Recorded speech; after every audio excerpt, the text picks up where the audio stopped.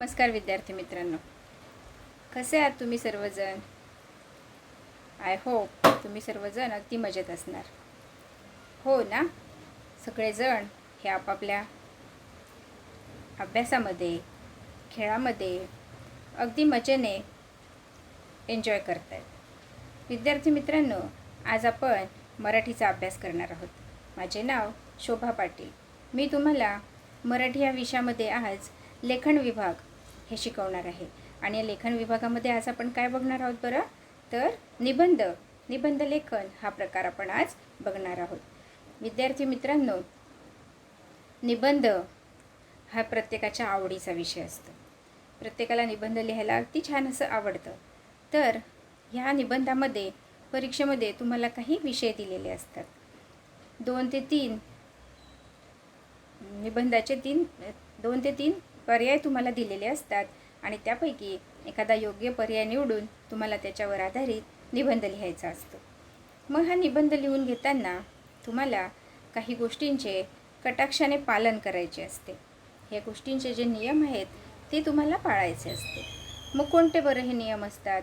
तर आपण काही गोष्टी ज्या आहेत ते लक्षात ठेवायच्या मी तुम्हाला आता सांगणार आहे.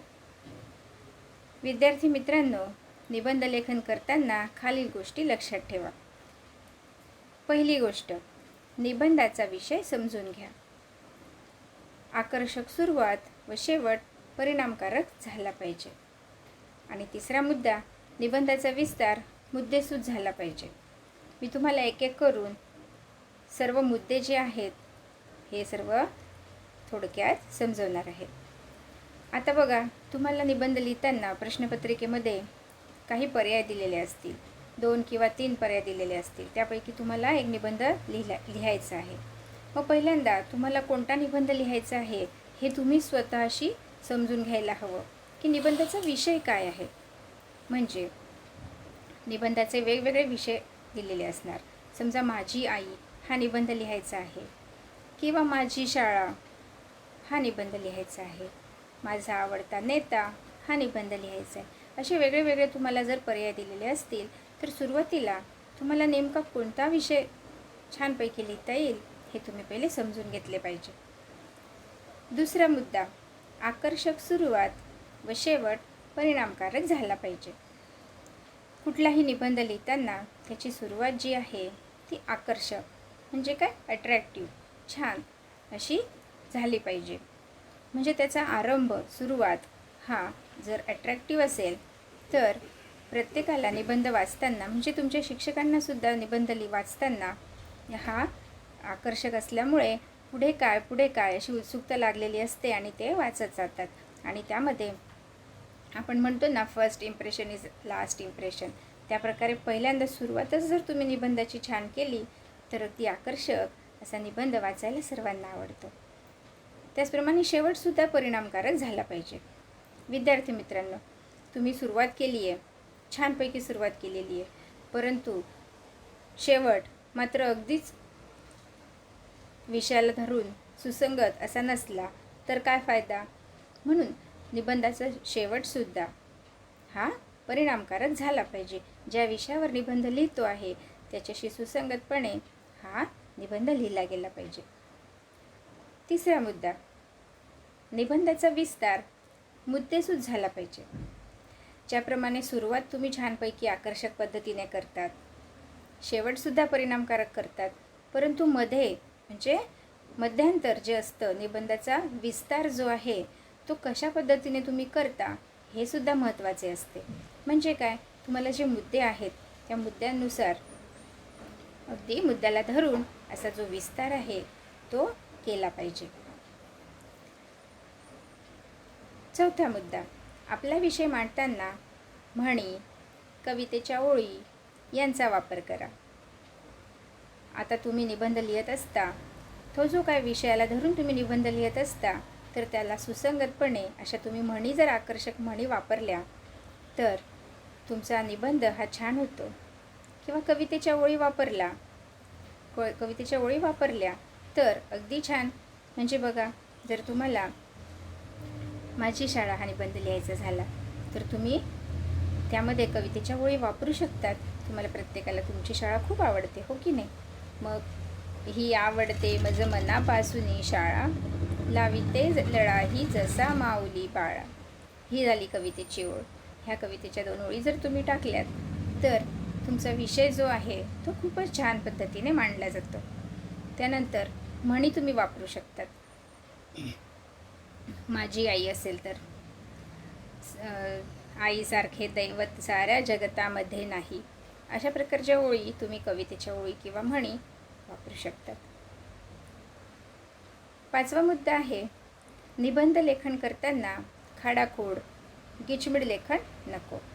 म्हणजे जर तुम्ही निबंध लिहत असतात तर विद्यार्थी मित्रांनो, बऱ्याच मुलांना अशी सवय असते की त्यांनी एखादी वाक्यरचना केली असेल आणि नंतर त्यांना असं वाटलं की अरे हे चुकीचं वाटतं आहे किंवा असं हे मुद्दा चुकीचा आहे, तर ते मुलं काय करतात, खाडाखोड करतात.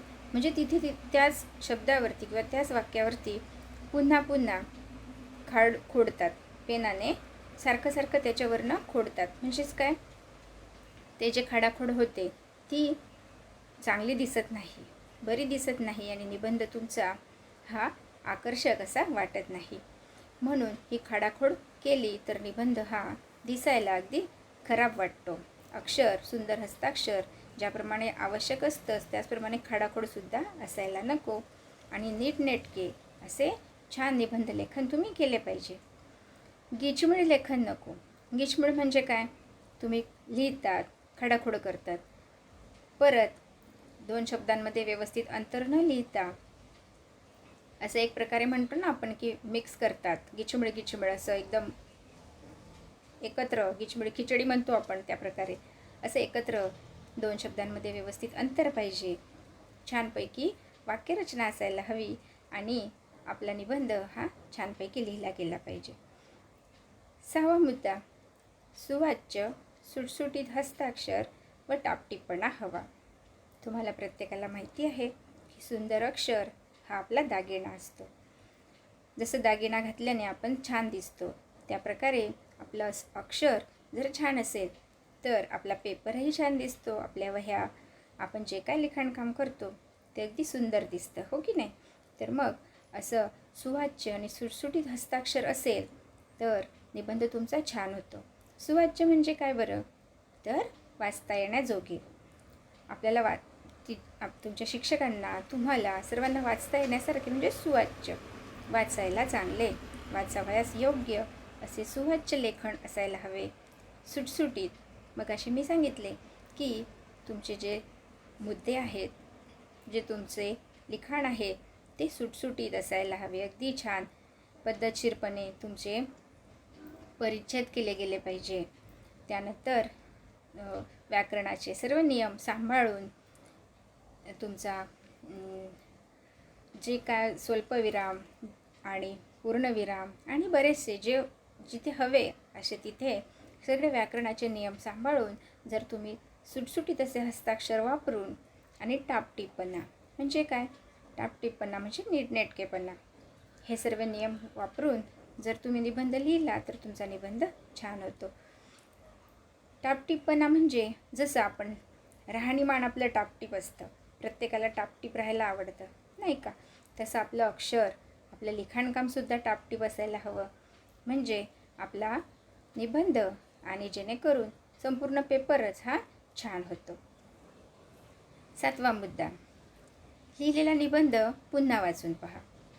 बघा, आता हा अत्यंत महत्त्वाचा असा मुद्दा आहे. एकूणच सर्व मुद्दे महत्त्वाचे आहेत, परंतु हा एक मुद्दा, जेणेकरून लिहिलेला निबंध जर आपण वाचून पाहिला तर आपल्याला काय लक्षात येईल की जर कुठे आपण काही चुकले असेल किंवा काहीतरी लिहायचे राहून गेले असेल तर तुम्ही ते सुधारणा करू शकता. म्हणून आपला निबंध लिहून झाल्यानंतर एकदा पुन्हा वाचून पाहायचं आहे. 8वा मुद्दा, निबंध लिहित असताना आपले अनुभव मांडत आहात अशी रचना असावी. जेव्हा तुम्ही त्यांचा निबंध लिहित असतात तेव्हा तुम्ही कसं पद्धतीने तो निबंध लिहिला पाहिजे, जणू काही तुम्ही तुमचे अनुभव, तुम्ही अनुभवलेले, स्वतःही अनुभवलेले आहेत असं वाक्यरचना त्याची केली गेली पाहिजे. तर विद्यार्थी मित्रांनो, अशा प्रकारे निबंध लेखनाचे नियम आपण बघितले. महत्त्वाचे मुद्दे तुम्ही लक्षात घेतले. आता आपण आज एक निबंध बघणार आहोत आणि त्या निबंधाचे नाव आहे नदी. तुम्हाला प्रत्येकाला पाण्यामध्ये खेळायला खूप आवडतं, हो की नाही? तुम्ही जेव्हा गावी जातात तेव्हा तिथे नदी असेल, तलाव असेल किंवा विहीर असेल तर बरीच मुलं त्याच्यामध्ये पोहायला जातात. आपल्या गावाला वातावरण अगदी छान असतं आणि प्रत्येकाला नदी हा आकर्षणाचा विषय वाटतो. आपण म्हणतो ना, पाणी हे जीवन आहे. मग हे पाणी कसे बरं आपल्याला मिळते? अगदी घरामध्ये नळ चालू केला तर आपल्याला पाणी प्यायला मिळतं. पूर्वीच्या काळी आपण बघितलं तर पूर्वीच्या काळी लोकांना नदीवर जाऊन कपडे धुवावे लागत असत. स्त्रिया गावाला आजही काही स्त्रिया गावी असतात तर नदीवर जाऊन कपडे धुतात, भांडी विसळतात. तुम्हाला माहिती आहे की प्रत्येक घरोघरी पाणी पोचलेले आहे, परंतु तरीसुद्धा काही ग्रामीण भाग असा आहे की तिथे अजूनही नदी, तलाव इथे जाऊन त्यांचे दैनंदिन कार्यक्रम जे आहेत ते केले जातात. तर ही नदी जी आहे ती कशी बरं निर्माण होते? तुम्हाला प्रत्येकाला माहिती आहे की ही नदी पावसाच्या पाण्याने तयार होते, हो की नाही? मग हा पाऊस कसा पडतो बरं? तर तुम्हाला सगळ्यांना विज्ञानामध्ये माहितीच आहे की उन्हाळा, हिवाळा, पावसाळा हे जे ऋतू आहेत ते जसं चक्र चालू असतं, ऋतूंचं जसं चक्र चालू असतं, त्याचप्रमाणे पावसाचं चक्र तुम्हाला माहिती आहे की उन्हाळ्यामध्ये काय होतं? हे नदी, तलाव, जिथे जिथे पाणी आहे, विहिरी ह्यामधल्या पाण्याचं बाष्पीभवन होतं. हे पाणी जे आहे त्याची वाफ होते आणि ते ढगांमध्ये उंच उंच आकाशामध्ये जातात आणि त्याचे ढग बनतात. पावसाळ्यामध्ये जेव्हा या ढगांना थंड हवा लागते तेव्हा त्याचा पाऊस, ते पाणी जे आहे ते थंड हवा लागल्यामुळे जमिनीवर पडते आणि संपूर्ण सृष्टी या पावसाने न्हावून निघते. विद्यार्थी मित्रांनो, तुम्हाला प्रत्येकाला पावसात भिजायला खूप आवडतं, हो की नाही?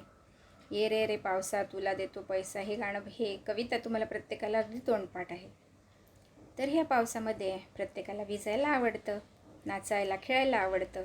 मग हे पावसाचं पाणी नदी, तलाव, नाले आणि विहिरी ह्या प्रत्येक ठिकाणी अगदी भरून जातं आणि ह्या नदीमुळे शेतकऱ्याला, खरं तर प्रत्येकच मानवाला ह्या नदीचा खूप फायदा होतो. त्याचप्रमाणे प्राण्यांना देखील ह्या नदीचा फायदा होतो. म्हणजे पाणी हे जीवन आहे आणि प्रत्येकाला जीवन पाहिजेच, जीवन आवश्यक आहे. म्हणजे त्याचप्रमाणे पाणीसुद्धा आवश्यक आहे. म्हणतो ना, जीवनावश्यक वस्तू काय? तर पाणी. ह्या वस्तूचा, या पाण्याचा जीवनावश्यकमध्ये समावेश होतो. आपल्याला नदी हा विषयावरती निबंध लिहायचा झाला तर तुम्हाला काही मुद्दे मी इथे दिलेले आहेत बघा. या मुद्द्यांना धरून तुम्हाला निबंध लिहायचा आहे. तर नदीचे महत्त्व, नदीचा उगम कसा होतो, नदी काठावरील लोकजीवन, नदीचे पाणी दूषित करणे, पाणी हेच आपले जीवन, नदी परोपकारी. आता हे थोडक्यात काही मुद्दे इथे दिलेले आहेत आणि या मुद्द्यांना धरून निबंध तुम्हाला लिहायचा आहे. मित्रांनो, तुम्हाला प्रत्येकाला मी सांगितलं की नदीचे महत्त्व आपल्या जीवनामध्ये कसे आणि काय आहे आणि तुम्हालासुद्धा माहितीच आहे की नदीचे आपल्या जीवनामध्ये अनन्यसाधारण महत्त्व आहे. नदी आहे तर आपल्याला प्रत्येकाला अन्न मिळतं. शेतकरी त्याच्या शेतामध्ये जे अन्न पिकवतो तो मुळातच पाण्याच्या सहाय्याने, आणि हे पाणी शेतकऱ्याला कुठून मिळतं? तर विहिरीतून, विहिरीतून, नदीतून. गावाच्या शेजारी नदी असते आणि ह्या नदीतून वर्षभर पाणी विहिरीतून पुरत नाही. म्हणजे काय? उन्हाळा आणि हिवाळा या 2 ऋतूंमध्ये जरी नदीचं पाणी, विहिरीचं पाणी शेतकऱ्याला पुरत असेल शेती करण्यासाठी, तरी पावसाळ्यामध्ये शेतकऱ्याला पाण्याची अडचण भासू लागते आणि जेव्हा पाऊस पडतो तेव्हा नदी ही भरून निघते आणि पुन्हा वर्षभर शेतकऱ्याला ही नदी पाणी पुरवत असते. आणि बरं, शेतकऱ्यालाच नाही तर पिकांना, प्राण्यांना, त्याचप्रमाणे पक्ष्यांना, प्रत्येकाला पाणी पिण्यासाठी आणि तुम्हाला सगळ्यांना माहिती आहे आंघोळीसाठी, कपडे, त्यानंतर जीवनावश्यक आपले सगळे काय वस्तू असतात त्यासाठी पाण्याचं अत्यंत अनन्यसाधारण असं महत्त्व आहे. तर ह्या नदीचा उगम कुठे होतो बरं? तर आता आपण एक एक मुद्दा जो आहे तो पुढे बघूया.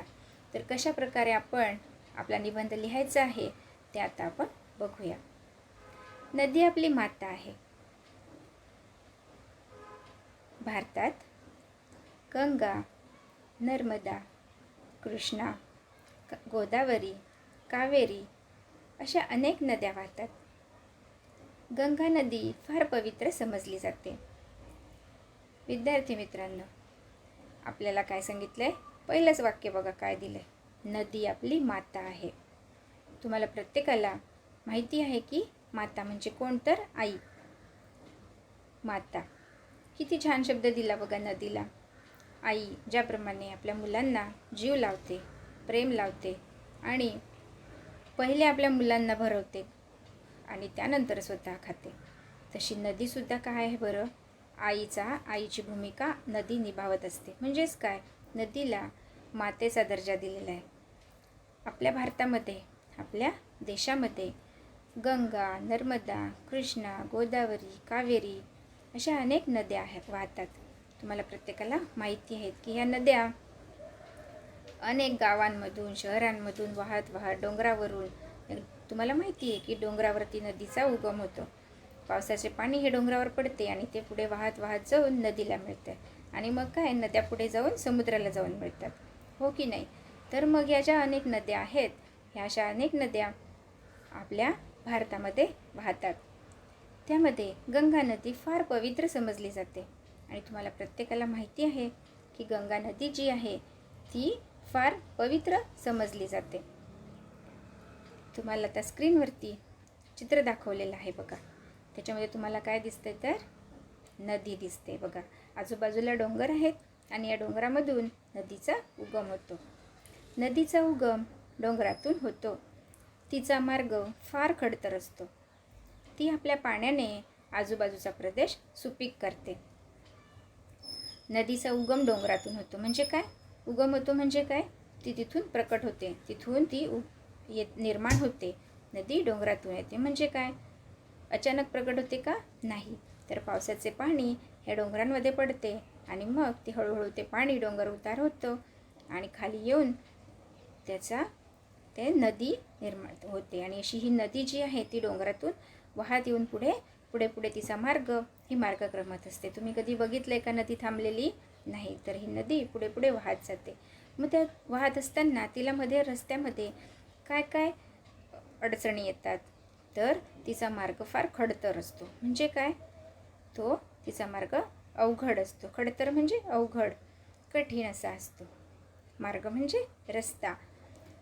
ती आपल्या पाण्याने आजूबाजूचा प्रदेश सुपीक करते. नदी वाहत जाते, परंतु ती नुसतीच वाहत जाते असं नव्हे, तर ती काय करत असते? जाताना आजूबाजूचा प्रदेश सुपीक करत असते. म्हणजे आजूबाजूच्या प्रदेशाला सुद्धा ती सुपीक बनवत असते. भारताचा मुख्य उद्योग शेती हा आहे. तुम्हाला प्रत्येकाला माहिती आहे की आपला देश हा कृषीप्रधान देश आहे. सुपीक जमिनीत शेती चांगली होते, त्यामुळे अन्नधान्य चांगले पिकते, लोकांच्या गरजा पूर्ण होतात. सुपीक जमीन आणि नापीक जमीन तुम्हाला प्रत्येकाला माहिती आहे.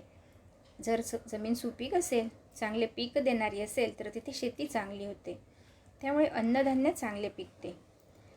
आणि अन्नधान्य शेतामध्ये जे शेतकरी बियाणं पेरत असतो आणि मग त्याचं पीक घेतो आणि हे पीक जेव्हा पिकतं तेव्हा त्यापासून आपल्याला अन्न मिळतं. प्रत्येकाच्या घरामध्ये हे जे धान्य जातं ते काय असतं? तर अन्नधान्य चांगलं पिकतं. कशामुळे? तर सुपीक जमिनीमुळे. आणि या सुपीक जमिनीला कशाची गरज असते? तर जमिनीची. मग त्यामुळे या अन्नधान्य चांगलं पिकते आणि त्यामुळे काय होतं? प्रत्येकाच्या गरजा पूर्ण होतात. लोकांची मुख्य गरज काय असते? अन्न, वस्त्र, निवारा. त्यामध्ये अन्न ही एक मुख्य गरज आहे, ती गरज भागते. नदीकाठी कित्येक लोक वस्ती करून राहतात. तुम्ही बघितलं असेल की अनेक लोक हे नदीकाठी वस्तीला असतात, म्हणजे काय राहायला असतात. लोक पुष्कळ वेळा नदीच्या पाण्यात कचरा टाकून ते पाणी दूषित करतात. हे योग्य नाही.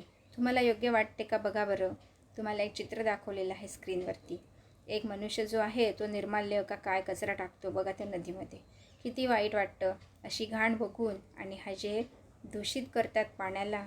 आणि त्यामध्ये तुम्हाला माहितीच आहे की पाण्यामधले जे जीवजंतू असतात, पाण्यामध्ये जे जलचर प्राणी असतात, त्यांनासुद्धा त्यामुळे अपाय होतो आणि नदीमध्ये प्रदूषण होतं. आणि हे प्रदूषण करणे योग्य नाही. आणि अजूनही तुम्हाला माहिती आहेत की लोक त्यामध्ये गुरेढोरे धुतात, त्यानंतर कपडे धुतात. त्यामुळे सुद्धा नदीचं पाणी दूषित होत असतं. तर नदीकाठी कित्येक लोक वस्ती करून राहतात. पुष्कळ लोक पुष्कळ वेळा नदीच्या पाण्यात कचरा टाकतात आणि हे पाणी त्या कचऱ्यामुळे काय होतं तर दूषित होतं आणि हे योग्य नाही. नदीचे आपल्यावर फार उपकार आहेत. नदी ही आपल्यावर फार उपकार करत असते. पाण्याशिवाय आपल्या जीवनाला काहीच अर्थ नाही. पाणी हेच आपले जीवन आहे. तुम्हाला प्रत्येकाला माहिती आहे की आपल्याला जगण्यासाठी पाणी पाणीला जीवन म्हटलं जातं. तर हे अत्यावश्यक अशी वस्तू आहे. आणि जर आपल्याला नदीमुळे हे पाणी मिळतं, म्हणजेच काय तर नदीचे आपल्यावर फार उपकार आहेत. पाण्याशिवाय आपल्या जीवनाला काहीच अर्थ नाही आणि त्यामुळे पाणी हेच आपले जीवन आहे. तुम्हाला स्क्रीनवरती दाखवले बघा की कशा प्रकारे पाण्यामुळे वृक्षांना, झाडांना पाणी दिलं तर ती हिरवीगार राहतात. ती आपल्याला फळं फुलं देतात, अन्नधान्य देतात आणि हे चक्र चालू राहतं. परंतु जर हे नदीने पाणी आपल्याला दिलं नाही तर ही सर्व सृष्टी काय आहे, आपल्याला कोलमडून पडल्यासारखी होईल. काही ठिकाणी नदीवर धरणे बांधली जातात. तुम्हाला माहिती आहे की हे पाणी अडवून ठेवण्यासाठी, नदीचे पाणी जे आहे ते अडवून ठेवण्यासाठी त्याच्यावरती धरणे बांधली जातात आणि या धरणामध्ये पाणी साचवून ठेवलं जातं आणि त्यामधून वीज निर्मिती केली जाते. तुम्हाला माहिती आहे वीज निर्मितीचे प्रकल्प राबवले जातात आणि त्याद्वारे वीज निर्माण केली जाते. निरनिराळे उद्योगधंदे निर्माण केले जातात. वीज निर्मिती केली जाते आणि त्या वीज निर्मितीवरून वेगवेगळे उद्योगधंदे जे आहेत ते सुद्धा निर्माण केले जातात. नदी वाहत जाऊन शेवटी सागराला जाऊन मिळते आणि नदी ही पुढे पुढे वाहत जाते आणि शेवटी सागराला, म्हणजे काय, समुद्राला जाऊन मिळते. आणि जात असताना ती अनेक उपकार करत जाते. आजूबाजूचा प्रदेश जो आहे तो हिरवागार, सुपीक करत जाते आणि अशा प्रकारे प्रत्येकाला अत्यावश्यक, जीवनाला अत्यंत आवश्यक असं पाणी ही नदी देत असते. अशा प्रकारे हा निबंध विद्यार्थी मित्रांनो तुम्हाला समजला असेल. तुम्ही तुमच्या वहीत हा निबंध लिहून घ्यायचा आहे. धन्यवाद.